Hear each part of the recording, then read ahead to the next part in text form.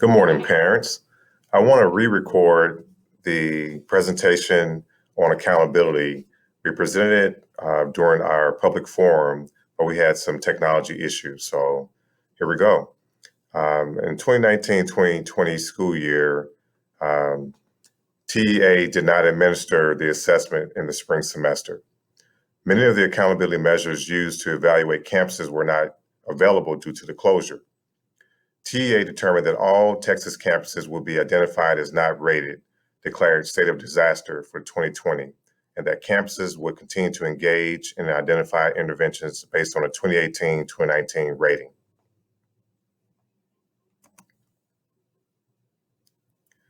So I want to discuss some of our strategic plan key imperatives for Spring ISD. We definitely want excellence in every school.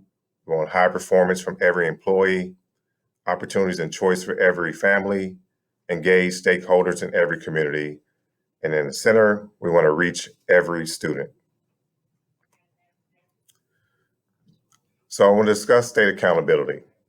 The Texas Education Agency, known as TEA, assigns letter grades A through F to districts and campuses based on student outcomes, including, but not limited to, STAR and STAR EOC. It stands for end of course. There are three domains in state accountability: student achievement, domain 1, student progress, domain 2, academic growth, part A, relative performance, part B, and then closing the gaps is domain 3. Each campus is rated in domain 1, domain 2, and domain 3. There's also federal accountability. Districts and campuses that miss federal guidelines will be rated comprehensive support and improvement. This is campuses in the lowest 5% of schools in domain 3. All students 4-year graduation rate below 67%. Campuses have been identified for target support for 3 consecutive years. Also, targeted support and improvement. The campus has at least one consistently underperforming student group that's evaluated yearly. Additional target support and improvement. The percentage of met indicators is at below target for a student group evaluated yearly. Fortunately, Wunsche doesn't fall in this category since we are an A-rated campus. Our state and federal accountability results were as such. The overall state rating was a 90. In domain 1, the rating was a 91. Domain 2, part A, rating was 87. Domain 2, part B was a rating of a 91. Domain 3, the rating was 86. And the higher of part A and part B used an overall TA rating, it gave us a federal rating of an A. And so we want to continue with that rating for this year, and we need your help. We need your support, suggestions, recommendations of how we can continue to get better. So our next steps, we have definitely set goals for this year, and we're going to look at those campus plans and address it through our campus improvement plan and targeted improvement. We have campus monitors and reports progress toward meeting those goals. So thank you for listening today. And next up, we're going to have Oliver-Hernandez, our digital learning coach. She's going to discuss digital citizenship. Thank you. Hi, everybody. I'm Ms. Hernandez. I'm the digital learning coach here at Wunsche High School, and I'm here to talk about digital citizenship. So first thing about digital citizenship is there is no clear definition of what digital citizenship is, but because everybody has their own definition of what it can be. So I'm going to share mine real quick. My definition of digital citizenship is becoming or being an engaged and empathetic citizen in the online platform that we are now on. There are some debates whether digital citizenship is the same as normal citizenship when we talk about being citizens of our communities, of our nation, of the world. But digital citizenship in this point, I'm going to talk about some strategies and best practices that we can use in our families that would go ahead and set us up for success and really help our students navigate this 21st century world of digital learning, digital everything that they have been immersed in. So my background is, again, I'm Ms. Hernandez, and my email, I wanted to go ahead and present that first, is vherna1@springhisd.org. And then the bit.ly, the website, that there is a website created just for you and your families, for Wunsche parents and students, where I go ahead and talk about how to do things online here and there, how to protect yourselves. And I am continuously adding to that website. So make sure you bookmark it if you know how to do that, or you have somewhere to save that website information so you can access it at any point when you need tips. I do have a master's in education, educational technology leadership from Lamar University, and I am certified as a common sense educator. So common sense is media, is a resource I'm going to talk about, and where I pulled a lot of this information from, including a book, so I can go ahead and help support our Wunsche community. And there are QR codes scattered throughout this presentation. So if you want to, if you have a mobile device and you like to do things on your mobile device, you can scan it and you can go ahead and see that. So why is this needed? Why did we decide to do something on digital citizenship? Well, it is Digital Citizenship Month. October is National Digital Citizenship Month. And this week in particular is actually Digital Citizenship Week. So there is a focus on that. The Pew Research Center did a research study, and they always do them. But the latest one was in 2018, and it talked about teens' habits. And when it comes to social media and when it comes to online platforms, as you can see, these are some screenshots from the study that YouTube is the most popular right now amongst the teens between the ages of 13 to 17 years old. And majority of teens, 95%, say they do have access to smartphones. So what our teens are called in digital learning and in these new worlds is they're called digital natives. And digital natives are students, teens, that grew up only knowing a world with smartphones. That's the world they were born into. They don't know a world without it. Even if they don't have a smartphone personally, they at least know what it is, and they see it in their life, either used by friends, family, parents, teachers. So they understand what a smartphone is and how it's the basics of how to use it. They're the first generation to be immersed in that, in this culture.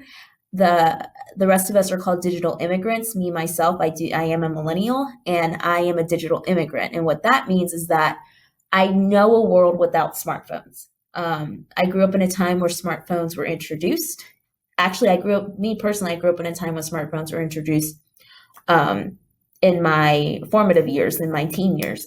But I still understood, and I grew up my childhood without smartphones. So I knew things like a VCR player and all these other technical advances that didn't take place until the late 90s, actually early 2000s.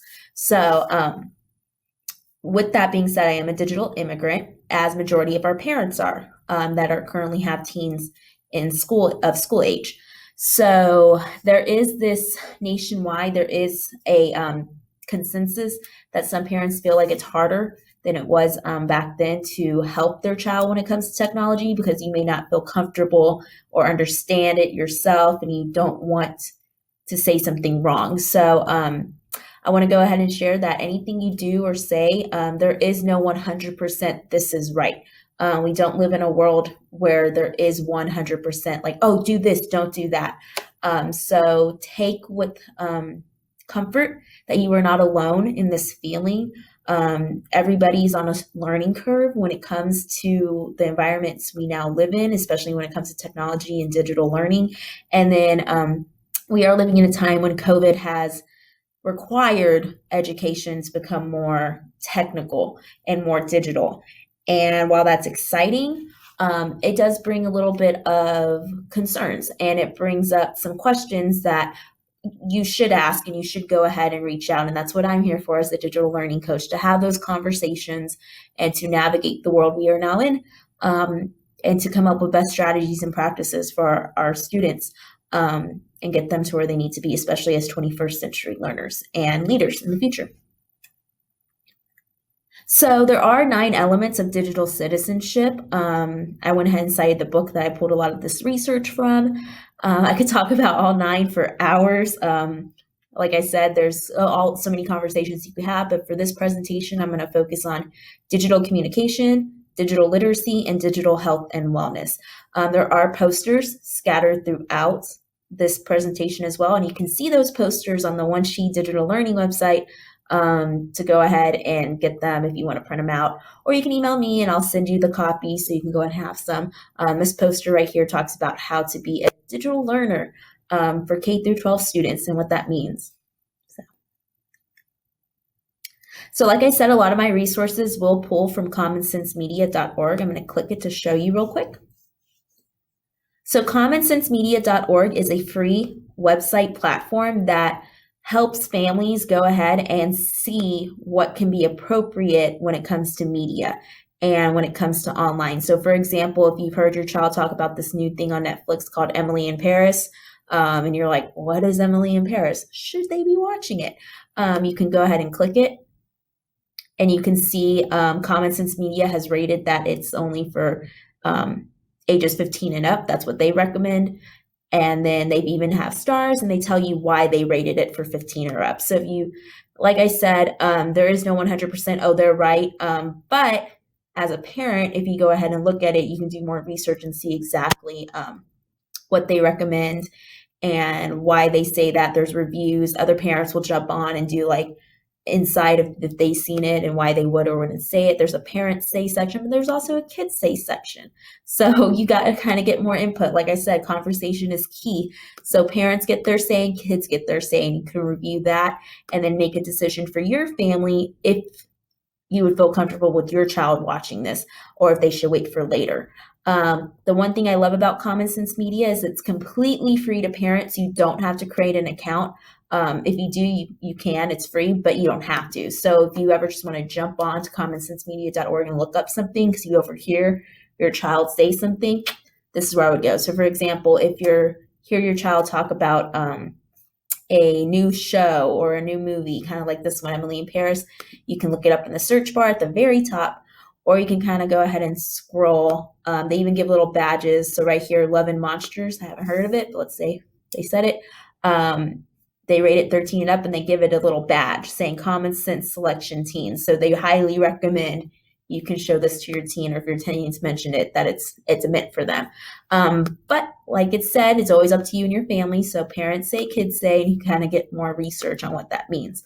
So those are a quick thing. They even have apps and games. They have book recommendations. They have a lot of things that and further research that as a parent you may be interested in looking up. So let's go back here. In this as well, I'm going to refer you back to the website. If you want to do some tips or activities, the tips are located here. There are tips for everything that I'm going to cover in the rest of this presentation, both in English and Spanish. And then there's also, if you go to our website, Digital Citizenship, if you go to where it says students, you could go ahead and find some activities and lessons you could do as a family if you want to go ahead and make an activity and really learn something. So there are plenty of resources. And while I have shared it on the Wunsche Digital Learning site, it's also located on commonsensemedia.org. So let's go ahead and proceed. So digital communications. So for a moment, think of what communications means and really just take a moment.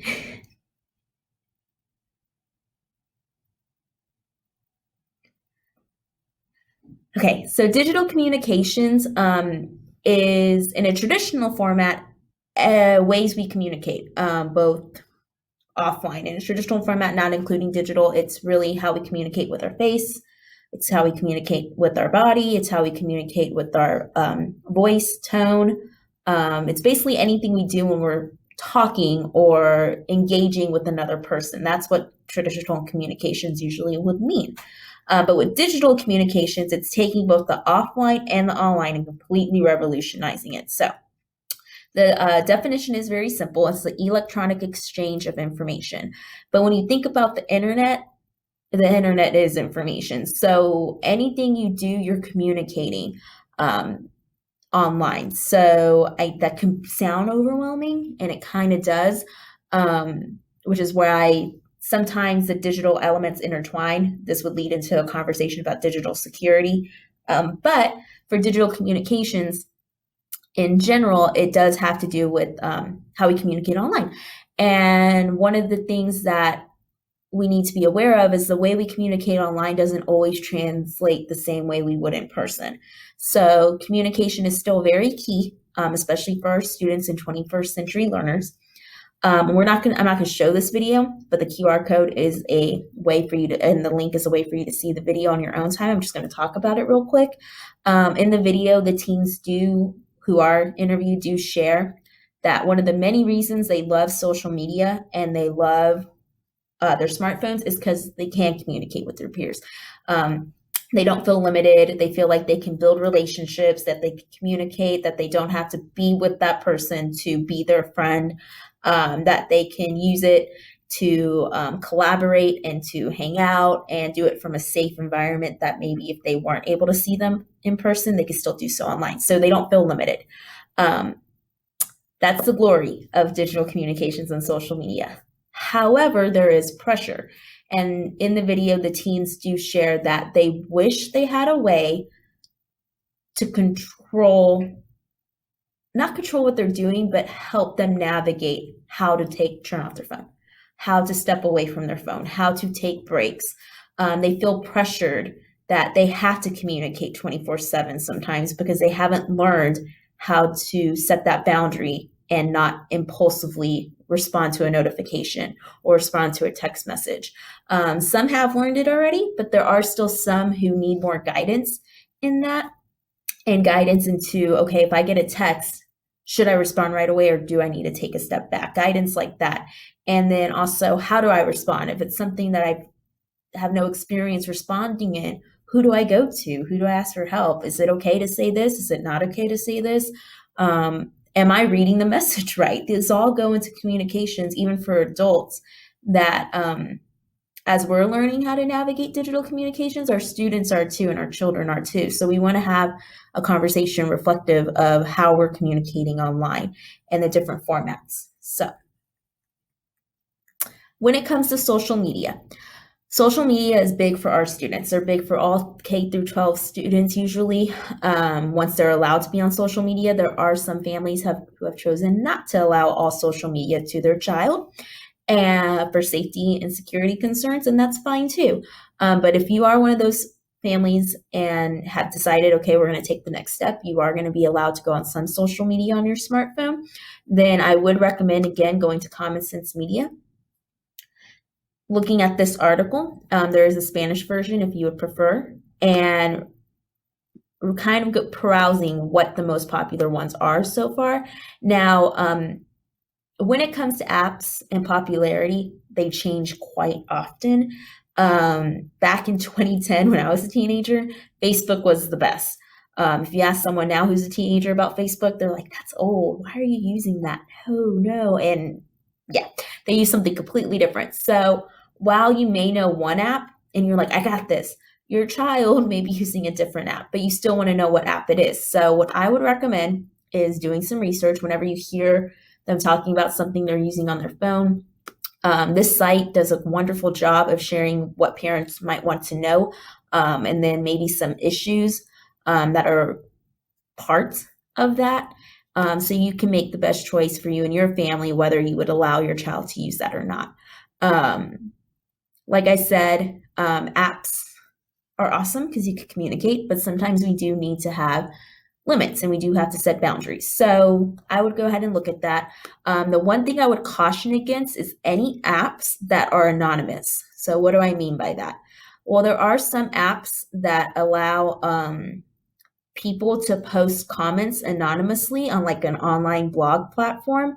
And the most popular one used to be, it's probably not anymore, but it used to be, just for this example, called Yik Yak. And Yik Yak would do something crazy where people within like a certain mile radius can post comments anonymously. There was no accountability, and it quickly turned into a cyberbullying social media app where people were just saying rude and mean comments about each other because there was no accountability. And it was a toxic environment, and I think the app lost popularity very quickly. But I would caution against, even if you hear of an app and it says anything about being anonymous and like, oh, you don't have any accountability towards who's saying what, I would personally, what I do too is I stay away from those apps because I know they can get out of hand, and I know that they can lead to very toxic environments that I would choose not to be a part of. So I would go ahead and look at that. Another thing that we just mentioned, cyberbullying. When it comes to digital communications, there are times where there's things communicated with our child or with ourself that isn't necessarily appropriate, and it soon happens so often that it could turn into cyberbullying cases. So what you would need to do, here's some tips, is have a conversation with your child, especially if you haven't yet, about what cyberbullying is. The definition is it's repeated and unwanted, mean, or hurtful words or behavior that occur online. So this can be through text, social media, online chat, anything online. And just go ahead after you define your terms, check in about online life. Just check in. Hey, how was your day? If they're on their phone, who you texting? And I know sometimes our kids may be like, why are you in my business? But at the same time, there are kids and we love them. So you can just share like that. Like, I'm not trying to be in your business. I'm curious. And, just have that two-way communication. And offer just say, I'm interested in your day. I'm interested in who you're friends with, because I want to help. Role play, though, is the big one I would do. Definitely role play scenarios, even if it's that things happened. Like I said, there's activities you can do that kind of get you on how to imagine the role play, but just role play what would happen or how your child would react if something were to happen. So you can share things like, okay, well, what if your friend takes a picture of you, an unflattering picture of you on their phone and shares it all over Snapchat? What would you do? And then just gauge a conversation from there. What you or child would think they would do, what would you recommend they do, and then what would be the steps. It honestly depends on the person. Some people will be like, oh, I don't care, it's fine. And, they may not. And then some people will say, oh, no, that's not okay. But that goes into relationships, and make sure your child knows it's okay to set boundaries in their life. It's okay to tell their friends, I don't want that happening. Please stop. And communicate with their friends that if it's making them feel bad, they need to communicate, hey, I don't like that. Please stop. Please take it down. And it's okay to set those boundaries. Another thing is encourage upstanders. So if your child knows of someone who is being cyberbullied or sees a comment that's really rude, encourage them to be an upstander. Back then in the traditional setting, it would look like telling the bully to stop, or if they didn't feel comfortable with that, at least befriending the victim and, offering them help if you could, and just speaking up. So one thing online is hate speech. Reporting it would be a good way of being an upstander. You can report things anonymously. If you see something that is hate speech, report it. Take a screenshot, report it. If you see something on a platform in your little group that, someone said something mean about someone else, tell that person privately. Or if you want to call them out, just be like, hey, that's not okay. Please stop doing that. If they choose not to, then I would screenshot and remove myself from the picture and report it. I really do think upstanders are the best. They're some of the bravest people, because sometimes it does take a lot to be an upstander, but I would encourage that in my own students and child. Take breaks from social media, and if you are being cyberbullied, realize that that's not an indicator of you, that's an indicator of someone else. Take breaks from social media. I know it seems unfair at that point, because it's like, oh, I want to keep using it, but it's also a time for you to recharge. Remember, your offline life is more important. You have family and friends there to support you, and just take a break. And if you as a parent need to take the phone away, not to punish your child, but to help them take that break, just offer it. Because sometimes students may impulsively still want to go on, even if they feel harmed. So offer that support. And then again, just keep reviewing worst case scenarios, and then make sure to report it to the school. If you know your child is being cyberbullied, Screenshots are the best. Take screenshots, report it, let the school investigate what's taking place, and do so immediately. Time is of the essence in these cases. So if you know something's happening, you do have support as a parent, please reach out to the school and we will do our best to go ahead and help you and figure out what's taking place. And then last part of communications is email etiquette. So when it comes to asking for help, especially in an online platform, there are some standards when it comes to email, and students are still learning those standards. So these are some tips, and they are shared online as well, of how to email a teacher or anybody at the school that you're asking for help from. Some of them are very basic, like just make sure you're emailing from your Spring ISD account. Try to say your name and everything. Most of them are cordial rules. Some tips. Again, I didn't put rules. I put tips for a reason because you don't have to do them, but they're usually part of being cordial and helping. And then a template. So you can simply copy and paste this if you want and remove what you don't need, but use it as a template. Like, dear Miss Davila, my name is takeaway ABC, put your name. And I'm in your takeaway that thing, put your block class. I have a question regarding, put your assignment name there. Can I please come by before school, at school, or during study halls to discuss this? Or if possible, could you please look into it and email me any more information? So that one I would kind of leave just because you're asking a question, but if you want to, you can delete it and reformat it. And then if you're asking like me for help, please describe the situation. Sometimes if someone says, oh, Schoology's down, there's a lot of things that could be down with Schoology. So if it's Schoology, the site itself, explain that. If it's Schoology and maybe just turning in an assignment, explain that. Really describe what's happening, because that will help me help you get the support you need faster without asking so many questions. So the more information you can provide up front and communicate up front, the better it would be. And this is things I most commonly would ask, like what device are you using? What's the web browser you're using? What's the software you're using? And then just describe what happened. If you have any screenshots or video recordings you can attach, that would be awesome, because that, again, is just a way of me figuring out what's taking place, so then I can help you quicker. So that's some communication tips, especially through email. And then here's another poster. So we, the digital citizens, pledge to, and then you can have that conversation with your child. There are already some, like stand up to cyberbullying, but if you wanted to include more, you can write them in. One thing I would ask everybody, include especially students, get used to is practicing the STEP process when it comes to communicating online. So STEP means to stop, think, empathize, and then post. So what that looks like in practice is if I get something, especially something that I don't necessarily like the message, I'll stop, take a breath, I'll think about what the person said, I'll think about what I want to say, maybe empathize, because there is some times where people communicate online through email or social media where maybe their intent was not to bring harm.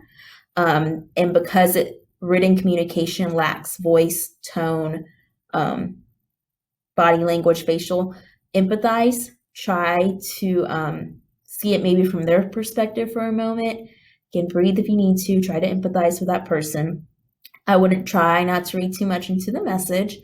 And then once you feel comfortable and you've written your response, then you've taken that stop, think, and empathize part, then post and send your response. Remember, you're trying to present your best self. While we can't control others, you can do your best to try to control how you respond, and try your best to respond using the STEP process rather than reacting on impulse.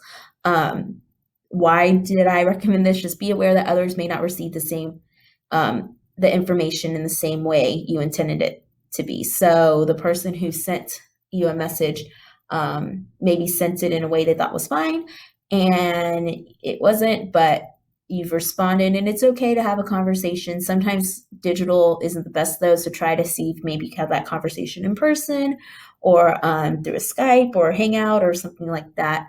Or through Zoom, so you can have that needed conversation if you, after you responded, felt you still need to have it. So digital health and wellness, that's the next one we're going to talk about. And this has to do a lot with how we are working with our devices while we're actually using them. So it's the physical and psychological well-being in a digital technology world.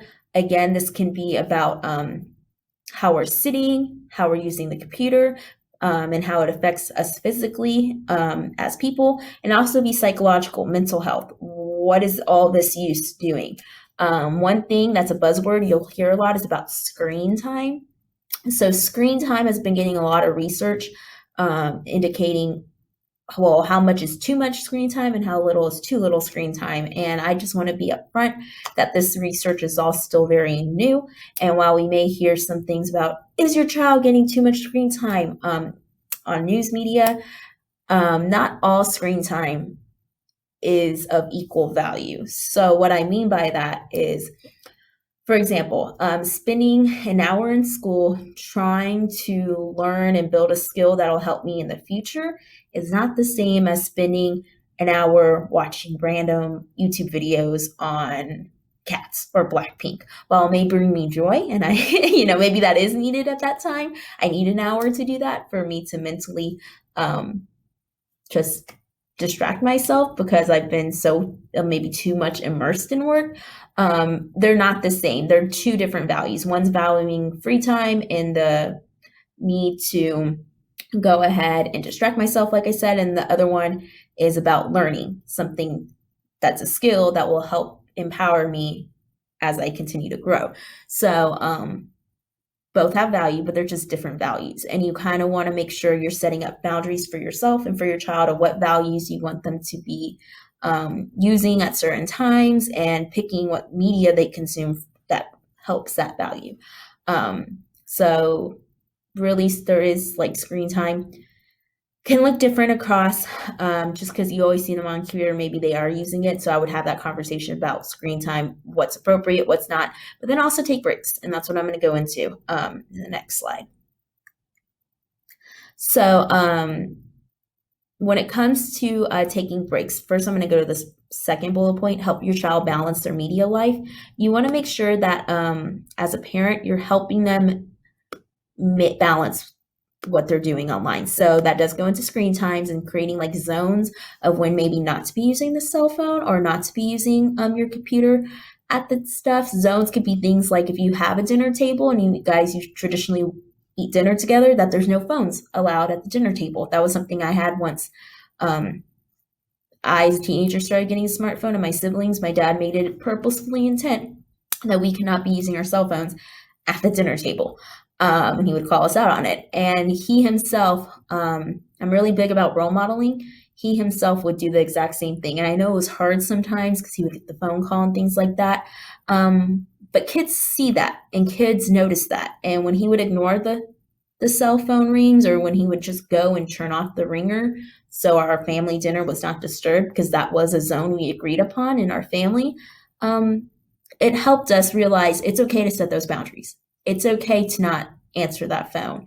It's okay to, when the notifications go off, not to be like, oh, I have to answer, or to simply just turn off those notifications. So you as a parent and us as educators are empowered to role model that for our students, that we don't have to always be on call 24/7 and we don't always have to respond immediately. It's okay to set up those zones of when you can and cannot. One thing I personally do is when I go to sleep, I turn off all notifications. No one can contact me. I think the only two people I have that can contact me is my parents. And there's ways on your phones where you can turn that on, where it's only like those two people. No one else can contact you. So phones do have it set up in settings where you can change that. And then explore built-in digital well-being tools. So what that means is explore apps that are about health. So there are apps out there that deal with mindfulness and meditation. And I use one every single morning when I'm trying to set my day right and get going. So there are tools out there and apps that help with that, especially mindfulness. Mindfulness has to deal with learning how to focus on one thing at a time, especially your breath, and having that habit later helps you with other habits when you're trying to help yourself realize, I don't have to respond to this. I'm focused on this. So mindfulness does help. And then help your kids identify healthy behaviors.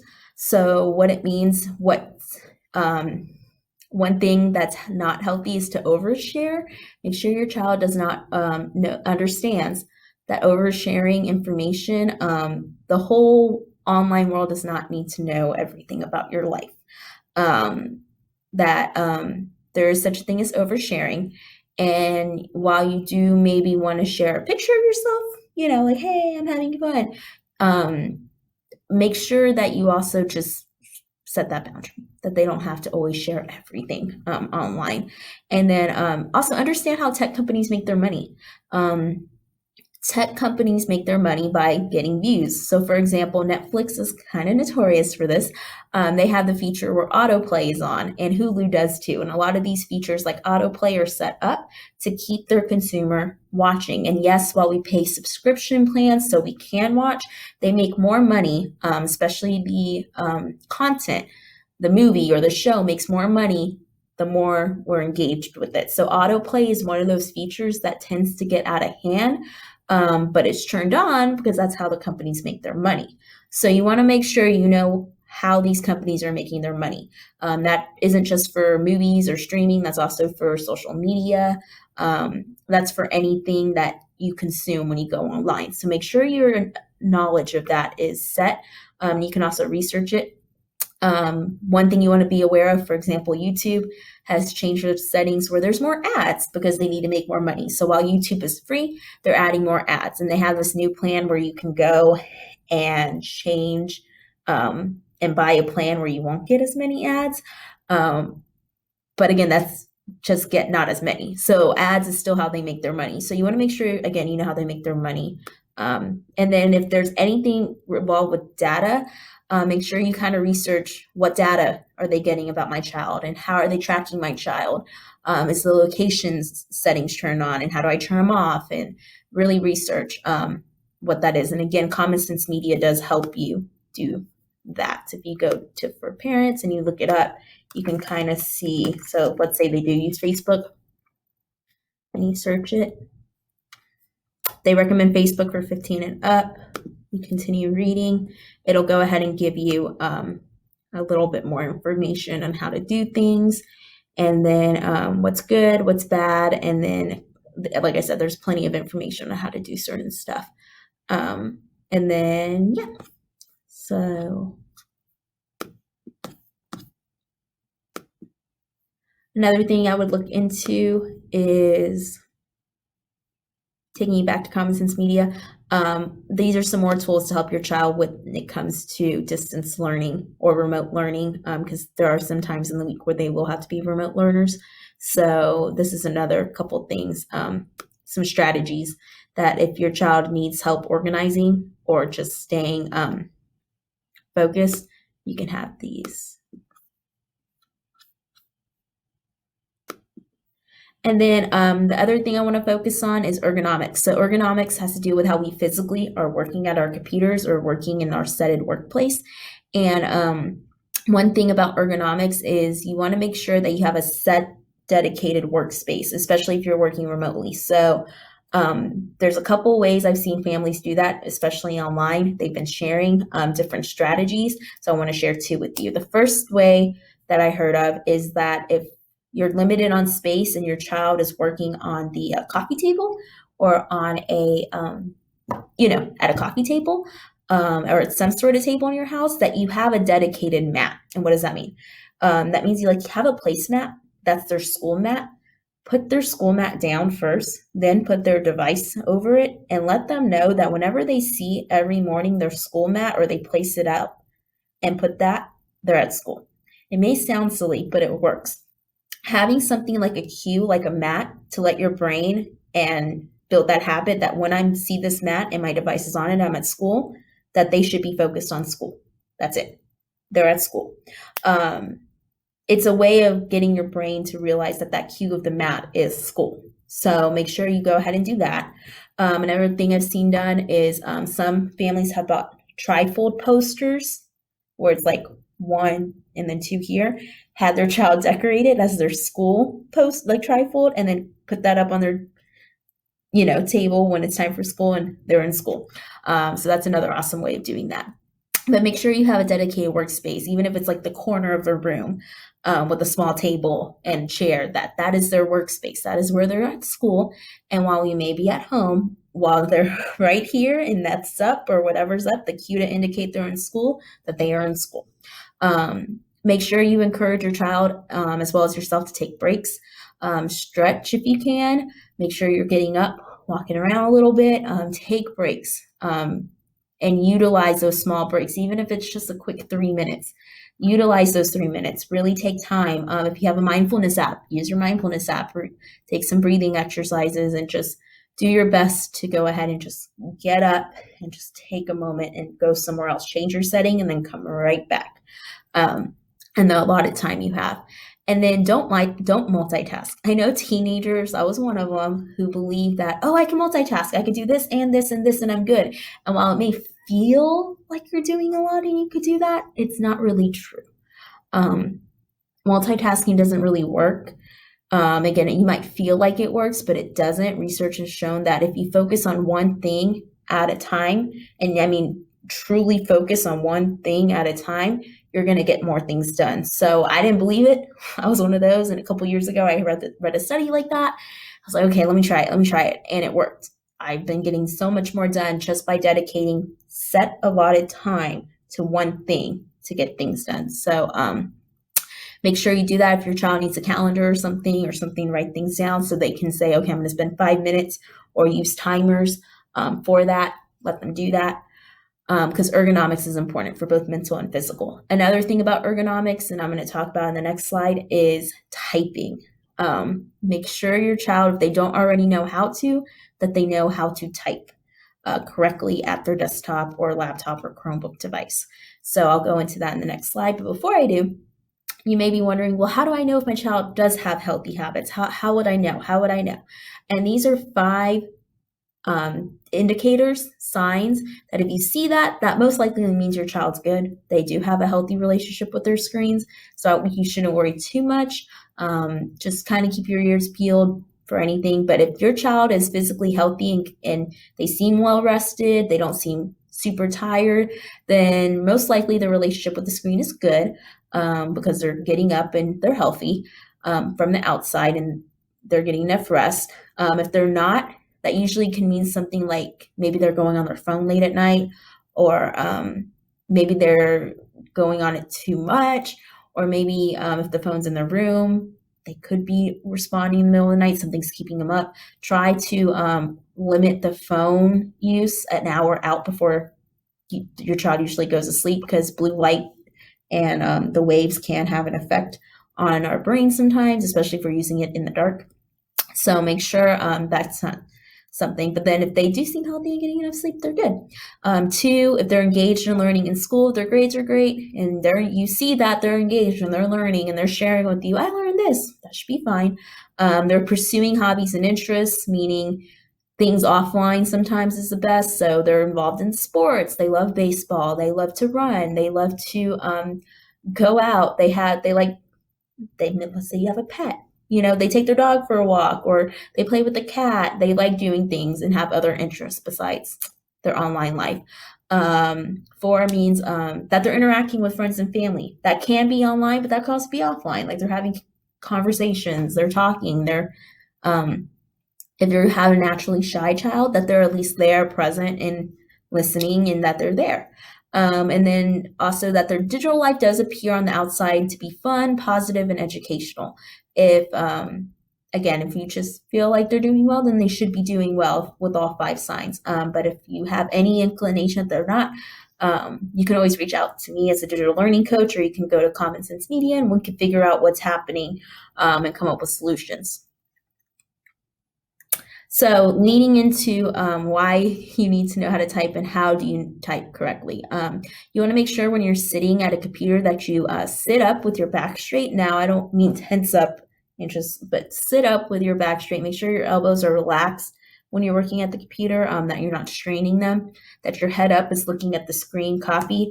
You don't want your child, if they don't know how to type, this is what happens. They tend to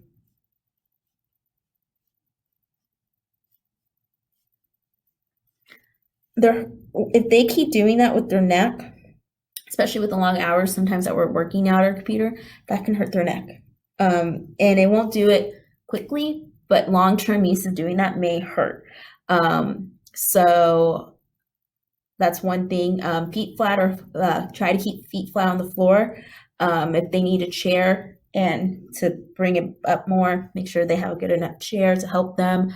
Correct fingers with the correct keys. That's how your brain's going to memorize what keys go where. So make sure anytime you practice typing, especially with your first learning, you're really trying to use the correct finger with the correct key, and just persevere. No one knows how to type like that. You got to practice, you got to learn, you got to get better. Even if you took a typing class a couple years ago, if you haven't consistently been practicing correctly, you can lose the skill. So make sure you're persevering. And this is important because it does, if you type incorrectly for a long period of time, it can lead to physical strain. And just the better you are as a typer, the better long-term health you'll have while you're working at the computer. Another thing that I had to get for my personal use, because I was working at the computer, is I got a pad to support my wrist that I use when I use my mouse. It was on Amazon.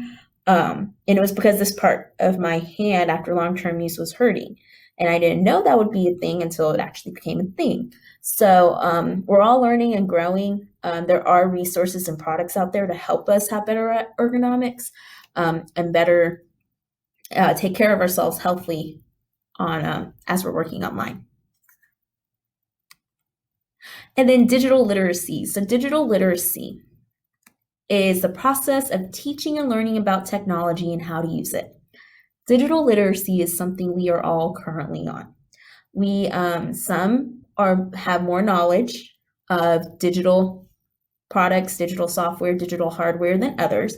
But because of COVID-19, we have all now been pushed into this atmosphere where it feels like we have to know more. And we do. Once we switch to remote learning, hybrid learning, everybody from our students to parents to teachers to administrators to even me myself have to continue learning about digital means. We have to continue learning how to use new products, how to use them efficiently, and how to do things. So you are not alone in this. Everybody is learning. We have been pushing it. At first, it was happening very slowly, but now we are accelerated into it. So even with all this learning that's taking place, companies are there to support us. And there are people within the schools, like myself, who are there to help support and answer any questions that may come about. So one thing I want to highlight is Google. Google has a new series from Google Education that focuses on tech tools for families and guardians. So if we watch the video, again, you can watch on your own time, but I'm summarizing what it is. The Tech Toolkit is a series of videos that talk about how to use G Suite.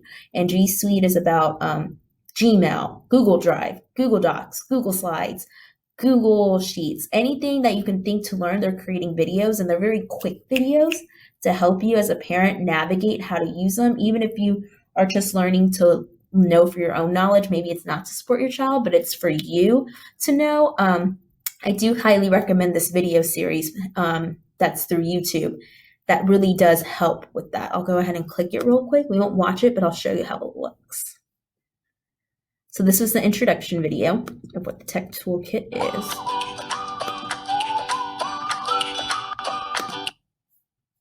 And then you go to here, all of them will pop up. And like I said, they have a whole bunch. And in the video, they show you how to also go and get more information. So Google Meet, that's another one that maybe you're learning for the first time with your child and you want to help support them a little bit more.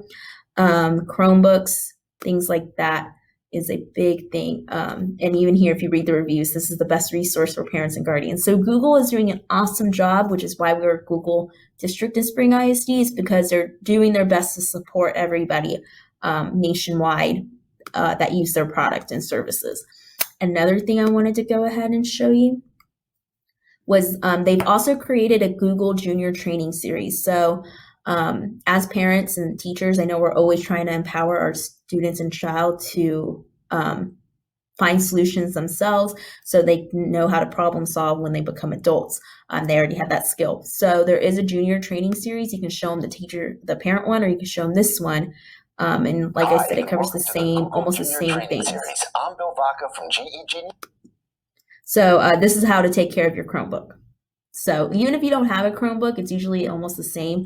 Make sure you're taking care of your devices, either whether it be remote, like mobile, laptops, desktops, anything mobile or anything digital is good to know. And that's why I've included this poster of how to generally take care of all your devices. Yeah, make sure you charge your devices, make sure that they're powered. Make sure that you're using it efficiently. Make sure you update often. Updates is a big one, especially when it's like smartphones. Run your updates. Make sure you do them because those are done for security reasons usually. And then awesome things actually come with updates too. So make sure you're updating any digital device.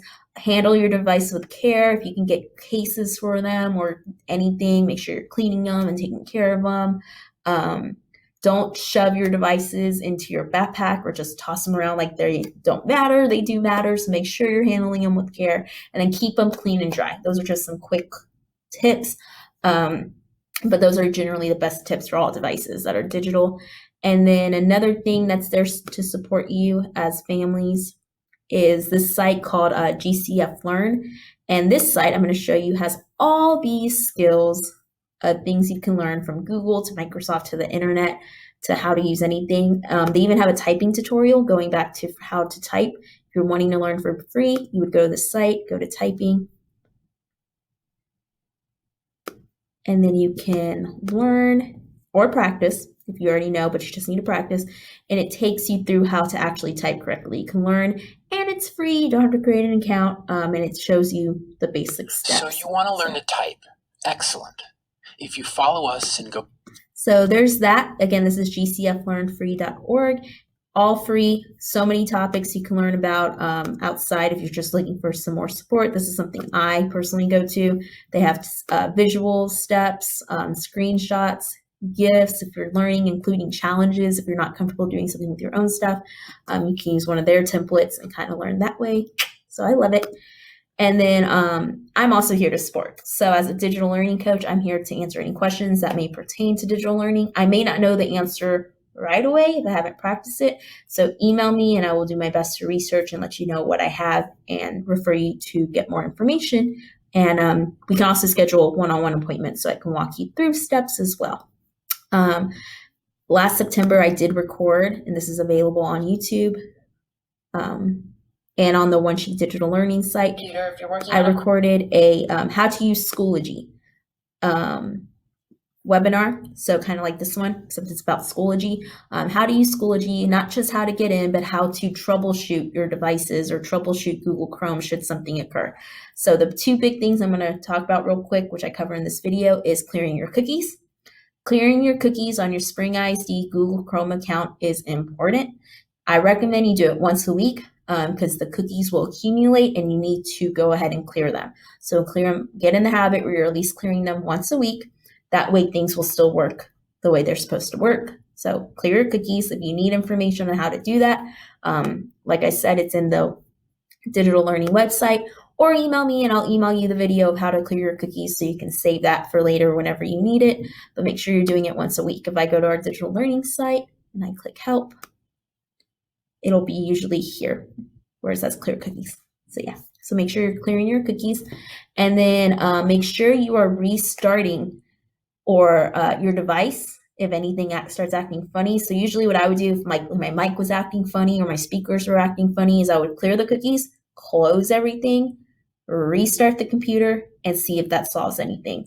If you're not in the habit of turning your computer off every night and then turning it back on every morning, and you're just putting it to sleep, that's kind of a bad habit. You don't want to just put your devices to sleep all the time. You want to let it run through its processing information. So how it does that is either by shutting down your computer, turning it back on the next morning, or restarting the device. You have to do that.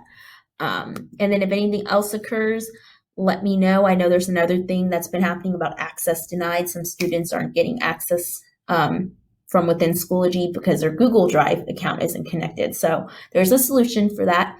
It just looks different depending if you're using a Chromebook, a Mac, or something that runs on Windows like a Dell computer or a Dell laptop. So just reach out to me and I can always help you with that. But again, that all goes back to digital literacy, just how to use our devices a little bit more efficiently and how to troubleshoot. If you haven't done so already, the last thing I want to leave you with is this digital learning agreement. Make sure you discuss with your family and your student, child, what it means to be in this new world as a digital learner. There is a Spanish version near the bottom, and then there's the English version, and make sure you're talking about it and you set some boundaries, set some rules about what digital learning is and agree to it. Like I said, I just recommend you do this because it's awesome for you and your family to go ahead and have that conversation, and you would have a section assigned, and so would your kid, and date it, and you can refer back to this when everything occurs, like, well, we'd agreed upon this, and let's have a conversation. And that skill does help your child get better with how to set boundaries and how to talk through them, and know that you're there to support them and help them navigate this skill that they're currently learning. And then I just want to remind all parents that you've got this. My information is vherna1@springisd.org, and you got this. You guys got this. If you're here watching this, you're doing the best thing already. You're getting more information. You're getting researching as much as you can, and then just have that conversation with your child. You completely got this. I hope I was of some help. Reach out to me if you need any more information or resources or strategies. And then if you would hit mine, I hope everybody was able to take something away from here. Make sure you do the survey, and it's a quick survey. It should take less than 5 minutes. Just do it real quick so I know how I can improve, because like I said, we're all learning and we're on a learning curve, and the more I know how I can improve, the better. So any feedback is helpful. And then, yeah, thank you.